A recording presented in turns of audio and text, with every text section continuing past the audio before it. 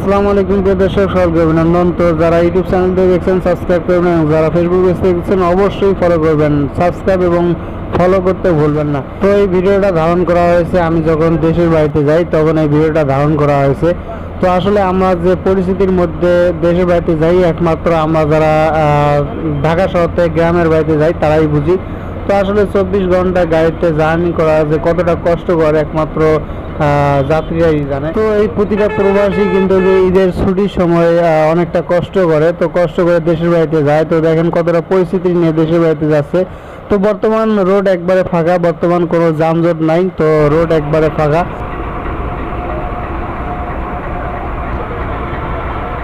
তো এখানে দেখতেই পাচ্ছেন আমরা কিন্তু জ্যামের মধ্যে ছিলাম। তো জ্যাম অলরেডি কাটা শেষ। তো আর এই জ্যামের মধ্যেই আমরা কিন্তু হোটেলের মধ্যে নাস্তা খেলাম।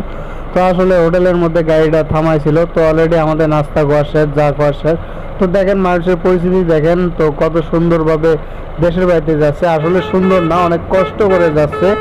তো আপনারা অবশ্যই একটু সাপোর্ট করবেন এবং সাপোর্ট করে পাশে থাকবেন। আর এই হানিফ গাড়িটা যে কি করতেছে একমাত্র আল্লাহ পাকই জানে। তো আসলে আমার ভিডিওর শুরুতেই ছিল এই হানিফ গাড়ি, এই পর্যন্ত আমার ভিডিওর মধ্যে হানিফ গাড়ি রয়েছে। তো হানিফ গাড়িটা যে পিছনে যাবে বা সামনে যাবে এটা নাই, আমার ক্যামেরার সামনেই আছে। তো দেখেন মানুষের পরিস্থিতি দেখেন, কত কষ্ট করে দেশের বাড়িতে যাচ্ছে। তো সবাই সবার জন্য দোয়া করবেন। তো আর বিশেষ করে কথা, তো যদি ভিডিওটা ভালো লাগে অবশ্যই সাবস্ক্রাইব করবেন এবং ফলো করে পাশে থাকবেন। ধন্যবাদ।